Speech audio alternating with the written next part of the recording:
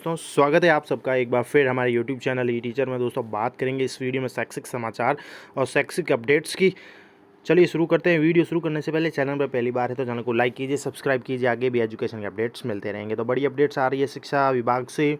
शिक्षा मंत्री गोविंद सिंह डोटासरा की प्रेस वार्ता हुआ है, जिसमें कहा गया कि माध्यमिक शिक्षा बोर्ड की परीक्षाओं को लेकर हुई है उच्च स्तरीय बैठक, लेकिन बोर्ड के अधिकारी तैयारी से नहीं आए। जो सूचना होनी चाहिए थी उनके पास वो नहीं मिली, इसलिए 2-3 दिन बाद फिर से बैठक होगी। कक्षाओं का संचालन जो है उसको लेकर भी चर्चा हुई है। गृह विभाग के अधिकारियों से कहा है कि रिव्यू करें, जहां कोविड ज़्यादा हो वहीं स्कूल बंद हो। विभाग का मत कोविड से बचाना, लेकिन असमानता नहीं होनी चाहिए। गृह विभाग, चिकित्सा विभाग भी इसमें शामिल थे।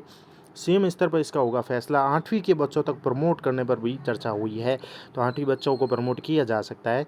लेकिन एक तरफ 6 से कक्षा 9 कक्षा बंद कर रहे हैं, जो नवीन गाइडलाइन नहीं है। दूसरी 8वीं के बच्चों को प्रमोट करने की भी बात है, लेकिन विरोधाभास न हो यह देखेंगे। शिक्षा संकुल मेडिकल बिल लंबित होने को भी दिखवाएंगे। प्राथमिक माध्यमिक शिक्षा को मर्ज करने जैसा कोई प्रस्ताव नहीं है। सीबीएसई स्कूल के लिए अलग होते निर्देश। सरकारी स्कूल में ऑनलाइन स्कूल नहीं होने जैसी कोई समस्या नहीं। तो ये शिक्षा विभाग से संबंधित न्यूज़ अपडेट्स आ रहे हैं। इसके साथ ही बात करेंगे शिक्षा विभाग से जुड़ी हुई कुछ और अपडेट्स की, और वो ये है कि कोरोना गाइडलाइन भी जारी हो चुकी है। नवीन राज्य में कोरोना के बढ़ते मामलों को लेकर के राज्य में 9वीं तक की कक्षाएं, जिम, सिनेमाघर व स्विमिंग पूल 19 अप्रैल तक बंद कर दिए गए हैं। बढ़ते कोरोना संक्रमण की वजह से राज्य सरकार ने 15 दिन के लिए विशेष पाबंदियां लगाई है, जिसमें कलेक्टर और कमिश्नर को जिले में नाइट कर्फ्यू लगाने के लिए विशेष अधिकार मिले हैं, लेकिन रात 8 बजे से पहले और सुबह 6 बजे के बाद कर्फ्यू लगाने से पहले सरकार की परमिशन लेनी होगी। शादी समारोह में 200 के बजाय अब 100 लोग ही शामिल हो पाएंगे। वीडियोग्राफी भी अनिवार्य होगी। तो राजस्थान में बढ़ रहे कोरोना संक्रमण के चलते सरकार ने 5 से 19 अप्रैल तक कई पाबंदियां लगाई है, जिसमें कक्षा 1 से 9 की नियमित कक्षाएं तो बंद रहेगी। Cinema hall, theatre, gym, swimming pool, मनोरंजन पार्क भी बंद रहेंगे। रेस्टोरेंट और होटल में सिर्फ टेक अवे और डिलीवरी पर छूट रहेगी। इसके साथ ही स्नातक, यूजी और पीजी की फाइनल ईयर की क्लास को छोड़कर शेष क्लासें बंद रहेगी। शादी समारोह में मात्र 100 लोग ही बुला पाएंगे। कोरोना संक्रमण की दूसरी लहर जो है तेजी से बढ़ रहे हैं। पॉजिटिव केस के कारण सरकार ने एक कदम उठाया है। गृह विभाग ने कलेक्टर और पुलिस कमिश्नर को जिले में नाइट कर्फ्यू लगाने के लिए विशेष अधिकार दिया है। रात 8 बजे से पहले और सुबह 6 बजे के बाद अगर कर्फ्यू लगाने से पहले सरकार से अनुमति लेनी होगी। हालांकि व्यापारियों के लिए राहत की बात यह है कि नाइट कर्फ्यू की समय अवधि रात 10 बजे से सुबह 5 बजे को सरकार ने यथावत रखा है। इधर रेस्टोरेंट संचालकों को नाइट कर्फ्यू में भी छूट को वापस ले लिया गया है। नई गाइडलाइन के तहत रेस्टोरेंट में नाइट कर्फ्यू से पहले तक बैठाकर खाना खिलवा सकेंगे, उसके बाद टेक अवे या होम डिलीवरी की ही सुविधा दे सकेंगे।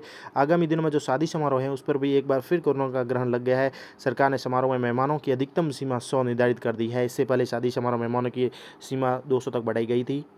तो ये महत्वपूर्ण पाबंदियां लगाई गई है कोरोना को लेकर। इसके साथ ही खबर है दोस्तों शिक्षा विभाग से ही जुड़ी हुई कि रीट के लिए आवेदन दोबारा खोल सकते हैं। रीट के लिए फिर से होंगे आवेदन जल्द।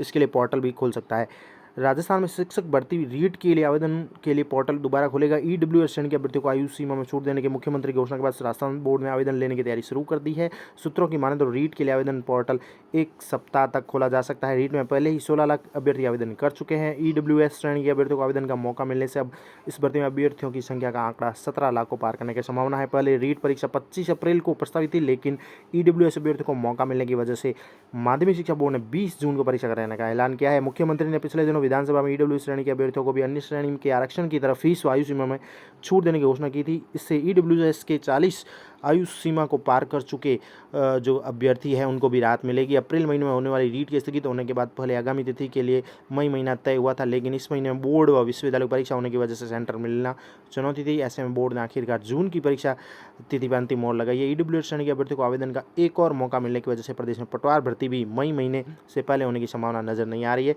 जबकि ग्राम सेवक भर्ती जो है उसकी विज्ञप्ति भी जारी नहीं हुई है। ऐसे में यह भर्ती भी नए कायदों के फेर में उलझती हुई नजर आ रही है। रीट परीक्षा को लेकर कोचिंग संस्थानों में पिछले महीने से कोर्स पूरा करने को लेकर मारामारी चल रही थी, क्योंकि पहले परीक्षा अप्रैल महीने में प्रस्तावित थी।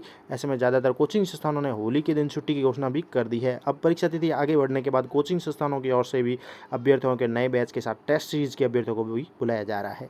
तो ये रीट को लेकर भी खबर है। इसके साथ ही देखेंगे 8वीं बोर्ड की परीक्षाओं को लेकर हो सकता है बड़ा बदलाव, और आज ही एक और अपडेट आया है कि 8वीं बोर्ड की परीक्षाओं के आवेदन भी बढ़ाए गए हैं, 8 अप्रैल तक कर दिए गए हैं। शिक्षा राज्य मंत्री ने दिए है संकेत। 8वीं बोर्ड की परीक्षाओं के समय में बदलाव हो सकता है। इसके लिए शनिवार को बीकानेर शिक्षा राज्य मंत्री गोविंद सिंह डोटासरा ने संकेत दिए हैं। उनसे मिलने गए शिक्षक संगठनों के प्रतिनिधियों ने मई में 8वीं बोर्ड की परीक्षाएं दोपहर 2 से 4:30 बजे के समय को बच्चों के लिए अनुकूल नहीं बताते हुए इसमें परिवर्तन की मांग की है। इसके अलावा शिक्षक संगठनों ने कोविड को देखते हुए 8वीं की परीक्षा केंद्र भी अध्ययनरत स्कूल में ही रखने की जो मांग है, जिन परीक्षार्थियों में विद्यार्थियों की संख्या कम है उन तिथियों में परीक्षाएं कराने के सुझाव भी शिक्षा मंत्री को दिए। शिक्षा राज्य मंत्री शिक्षा निदेशक सौरभ स्वामी को 8वीं बोर्ड परीक्षाओं के समय बदलाव करने के निर्देश भी दिए हैं और सूत्र बताते हैं कि जल्द ही 8वीं बोर्ड की परीक्षाओं के समय बदलाव किया जा सकता है। ये भी संभव है कि परीक्षा केंद्र भी विद्यार्थियों के स्कूल ही बना दिए जाए ताकि विद्यार्थी कम से कम मूवमेंट कर सके। इसके अलावा विभाग इस पर भी विचार कर रहा है कि जिन तिथियों की प्रथम पारी में बोर्ड परीक्षाओं की संख्या कम हो उन तिथियों की प्रथम पारी में 8वीं बोर्ड की परीक्षा आयोजित की जा सकती है। शिक्षक संगठन जब से 8वीं बोर्ड की परीक्षाओं का कार्यक्रम घोषित हुआ है तब से ही मई महीने में भीषण गर्मी पड़ने और दोपहर के समय परीक्षा आयोजित करने का विरोध कर रहे हैं। उनका कहना है कि इससे बच्चे परेशान होंगे जो बाल अधिकार व उनकी सुरक्षा के अधिकारों का हनन है।